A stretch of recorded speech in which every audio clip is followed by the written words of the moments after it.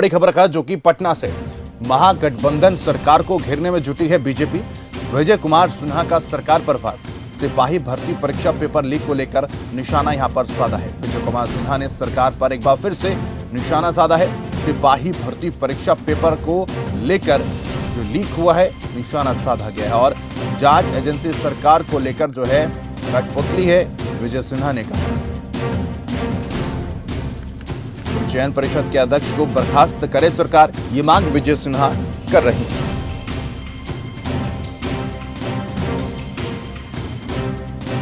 शासन में बैठे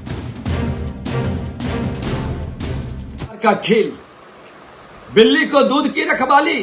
सेवानिवृत्त पूर्व डीजीपी जो पहले से आरोपित हैं, उनको सिपाही भर्ती बोर्ड का अध्यक्ष हमने आपत्ति उठाया था। पेपर लीक होने के बाद भी उन्होंने कहा कोई पेपर लीक नहीं हुआ है, कोई रद्द नहीं होगा। आज इतना मामला उजागर हुआ है, 150 से ज्यादा लोग गिरफ्तार हो गए हैं।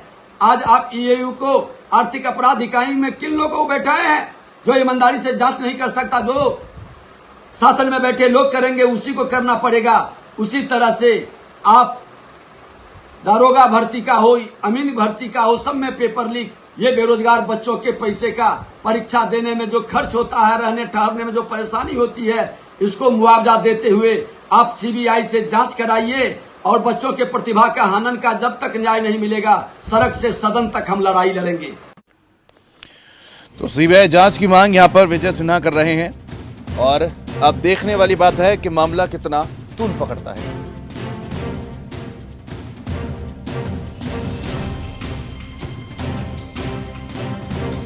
तो सिपाही भर्ती परीक्षा पेपर लीक को लेकर निशाना साधा गया है और जांच एजेंसी सरकार की कठपुतली है विजय कुमार ने। अवनीत कुमार झा हमारे साथ सहयोगी इस पर तमाम जानकारी के लिए जुड़ गए। अवनीत, पेपर लीक मामले को लेकर वार पलटवार का दौर जारी है। ग्राउंड जीरो पर आप क्या देख पा रहे, क्या आंक पा रहे, छात्रों में कितना आक्रोश है? जी, जैसा कि सब आज बताएं कि अपने दर्शकों की इससे पहले जो छात्रों का आक्रोश हुआ था, प्रेस कॉन्फ्रेंस छात्रों ने की थी, तो हमने वो भी अपने दर्शकों को दिखाया था और बताया था उसके बारे में। और यह बिहार की नियति बन गई है। लगभग सभी परीक्षाओं में ऐसा हो रहा है, चाहे वो बीपीएससी की परीक्षा की बात कर ले या एसएससी की परीक्षा की बात कर ले। उस वक्त भी हम लोगों ने देखा था कि पेपर लीक का मामला आया था और सरकार ने जांच की बात कही थी और उसे रद्द किया गया था। और इस बार भी जब पेपर लीक की बात सामने आई तो सरकार ने उच्च स्तरीय कमेटी इसके अनियमितता की जांच के लिए बना दी है। जो नयर हसनैन खान हैं हमारे पुलिस महानिरीक्षक, उनके नेतृत्व में, और इनके नेतृत्व में उप महानिरीक्षक जो हैं उनके नेतृत्व में एक एसपी और 6 डीएसपी सहित 13 जो दरोगा हैं इस कमेटी में। साथ ही कुछ और भी अधिकारी हैं जिसमें जो कि वैज्ञानिक अनुसंधान कर रहे हैं इस विषय का कि कैसे पेपर लीक हुआ। लेकिन अब जो ये बात है, 6 लाख बच्चों का जो भविष्य है वो अधर में लटक गया है। चलिए, अधर में लटक गया है। मैं आऊंगा आपके पास। हमारे साथ मुख्य प्रवक्ता जेडीयू के नीरज कुमार जी जुड़ गए। नीरज जी, बहुत स्वागत है खबरफास्ट पे आपका। पेपर जो लीक हुए हैं उसको लेकर वार पलटवार का दौर जारी है। विजय सिन्हा ने सीधे तौर पर सरकार पर निशाना साधा है और सरकार को जिम्मेदार बता रहे हैं। सरकार को जिम्मेदार बता रहे हैं सर। कह रहे हैं कि भैया बिल्ली को दूध की रखवाली करने के लिए सौंपा है। क्या चीज? बिल्ली को दूध की रखवाली करने के लिए सौंपा है, यानी डीजीपी की ओर इशारा कर रहे हैं वो। तो उनके पास साक्ष्य है तो क्यों नहीं दे रहे हैं? उन बच्चों के भविष्य के साथ अगर कोई खिलवाड़ करे तो अगर हमारे पास साक्ष्य है तो हम देंगे ना, कि राजनीतिक बयान देंगे। बयान भी देना चाहिए, साक्ष्य देना चाहिए। आर्थिक अपराध इकाई उस मामले की जांच कर रही है। अगर कोई साक्ष्य तो देना चाहिए, एविडेंस, नहीं तो गुनाह माना जाएगा। अगर हमारे पास कोई साक्ष्य है, परीक्षा तो कैंसिल हो गई, बच्चों को परेशानी हुई, लेकिन अगर इसके लिए गुनाहगार कोई व्यक्ति और हमको जानकारी है तो उसके नहीं, परीक्षा सही तरीके से हो। एक मिनट, परीक्षा सही तरीके से हो, इसकी जिम्मेदारी किसकी है सर? नीरज, अलग विषय है। पहले आप राजनीतिक बयान पर आ रहे हैं, अब हम परीक्षा पर आएंगे। उसके बाद हम कह रहे हैं कि हम आरोप आप पर लगा दें। आप अपने कोई भी अपने रिपोर्टर पर आरोप लगाइए तो साक्ष्य दीजिएगा ना सर। हमारे रिपोर्टर थोड़ी परीक्षा को आयोजित कर रहे। परीक्षा आयोजित तो सरकार कर रही है ना। नहीं, परीक्षा आयोजित कौन कर रहा है? सरकार कर रही है, रिपोर्टर कर रहा है। बताइए इस बात को। आपके साथ दिक्कत है कि आप सुनना नहीं चाहते हैं। सर, हम बिल्कुल सुनना चाहते हैं, हम सवाल भी लेना चाहते हैं। अरे एज फॉर एग्जाम्पल बता रहे हैं आपको, उदाहरण स्वरूप जी कि आपके घर के किसी सदस्य पर कोई आरोप लगा दे जी तो आप कहिएगा ना कि साक्ष्य दे दीजिए, तो हम उस पर कार्रवाई करेंगे, उसको डांटेंगे, समझाएंगे, कानूनी कार्रवाई करेंगे जिस ढंग का गुनाह होगा। तो आपको अगर प्रतिपक्ष के लोग ये आरोप लगा रहे हैं जी। तो हम आपके माध्यम से यह कहना चाहते हैं जी। कि साक्ष्य उपलब्ध करा दीजिएगा, बेहतर होगा जांच और अनुसंधान में।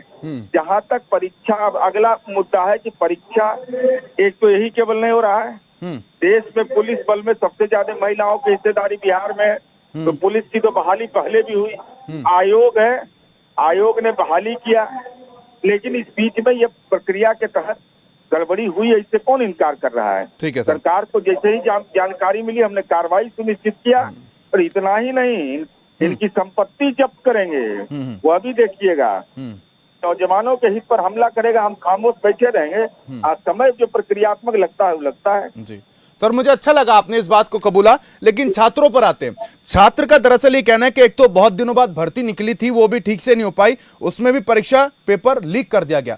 सर, छात्रों की नाराजगी आप कैसे दूर करेंगे? और सवाल इसमें देखिए सर, सवाल इसमें यह जुड़ जाता है कि जब विपक्ष पार्टी यानी कि नेता प्रतिपक्ष जो है ये सवाल उठाते हैं, वो कहते हैं कि छात्रों को बाहर आना पड़ेगा, जमीनी स्तर पर आना पड़ेगा, सरकार का विरोध करना पड़ेगा। तो आपको नहीं लगता कि कहीं ना कहीं जो कमी खामियां हुई हैं उसको लेकर आगे डंट पड़ सकता है, क्योंकि चुनाव भी नजदीक है और महागठबंधन हुआ है? नहीं, चुनाव से इसका कोई सरोकार नहीं है।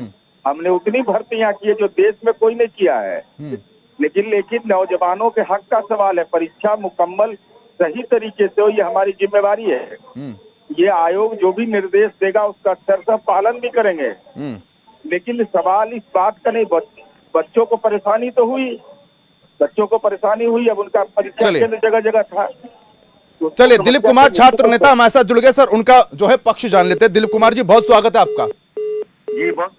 दिलीप जी, क्या वजह है जो पेपर यहाँ पर लीक हो जाता है? एक तो एक समय बाद यहाँ पर पेपर हुआ था और वो भी लीक हो जाता है, किसे जिम्मेदार मानते हैं? बात तो यह है कि शिक्षा माफियाओं के खिलाफ कोई कठोर कानूनी कार्रवाई नहीं हो पाती है, और बड़े बड़े जो शिक्षा माफिया है वो बच जाते हैं। इससे पहले बीपीएससी पेपर लीक हुआ, बीएसएससी पेपर लीक हुआ, उससे पहले दरोगा बहाली का भी पेपर लीक हुआ था। सिपाही की पहली घटना नहीं है, 2020 में भी पेपर लीक हुआ था, 2021 में भी पेपर लीक हुआ सिपाही भर्ती का। लेकिन उस समय सरकार ने बात नहीं मानी, सीएसबीसी ने बात नहीं मानी, बोला गया कि कोई पेपर लीक नहीं हुआ।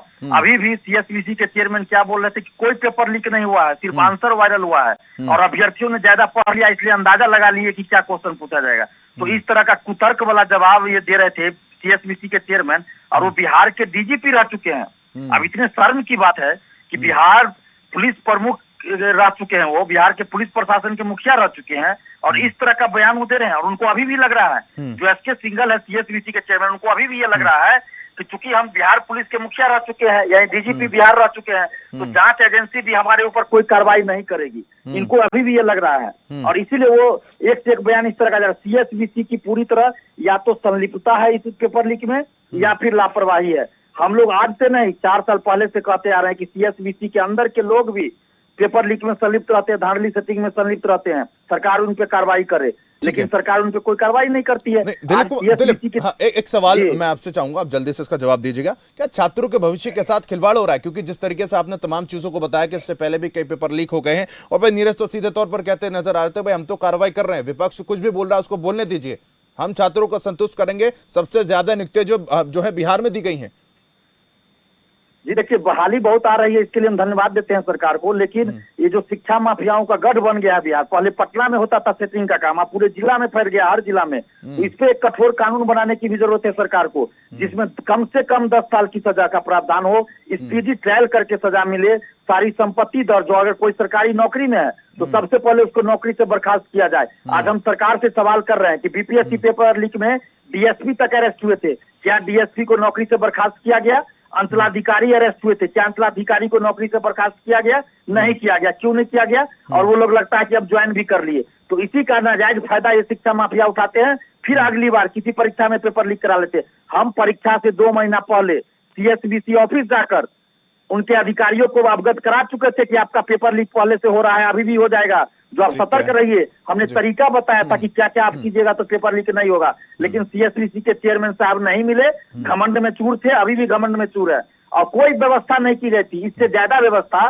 बिहार में ही मैट्रिक परीक्षा में होती है, उतनी व्यवस्था भी सीएसबीसी के चेयरमैन ने नहीं किया था। और मीडिया में आके बोलते हैं कि हमने ये व्यवस्था किया, वो व्यवस्था किया। तो हो सकता है इन्होंने कागज पे दिखा दिया होगा कि हमने जैमर लगाया, फलना व्यवस्था किया, और उनके बजट भी बना दिया होगा और सारा पैसा का घोटाला किया होगा सीएसबीसी के चेयरमैन ने। इसकी भी जांच होना चाहिए कि व्यवस्था के नाम पे कहीं बहुत बड़ा घोटाला तो इन लोगों ने नहीं देखिए किया। जांच हो रही है दिलीप, जांच हो रही है, लेकिन जांच एजेंसी सरकार की कठपुतली है। विजय सिन्हा जो है इस बात का आरोप लगा रहे हैं। विजय कुमार, देखिए विजय कुमार सिन्हा जी जो भी बोल रहे हैं, वो भी जब सत्ता में थे तो कोई कार्रवाई नहीं हुई थी। हम निष्पक्ष रूप से बोलते हैं। इससे पहले बीपीएससी पेपर लीक हुआ था, उस समय बीजेपी जदयू ही सरकार में थी। सही कह रहा हूं। दरोगा बहाली का पेपर लीक हुआ, उस समय ये भी सरकार में थे। तो राजनीतिक बयानबाजी तो हम नहीं कर सकते। चलिए दिलीप, बहुत शुक्रिया हमारे साथ जुड़ने के लिए। आशा और उम्मीद करते हैं कि भाई ये राजनीति की भेंट ना चढ़े पेपर लीक मामला, और ऐसे में सवाल कई खड़े होते हैं। अवनीत, मैं आखिरी सवाल आपसे लेना चाहूंगा, 10 सेकंड में मैं चाहूंगा आप इसका जवाब दें। जो सुना हमने जेडीयू के प्रवक्ता को, छात्र नेता का, उससे ये समझ पा रहे कि भाई छात्र जो एक फुटबॉल बन गया है, सत्ता पक्ष विपक्ष के पाले में डालती है, विपक्ष सत्ता पक्ष के पाले में डालती है।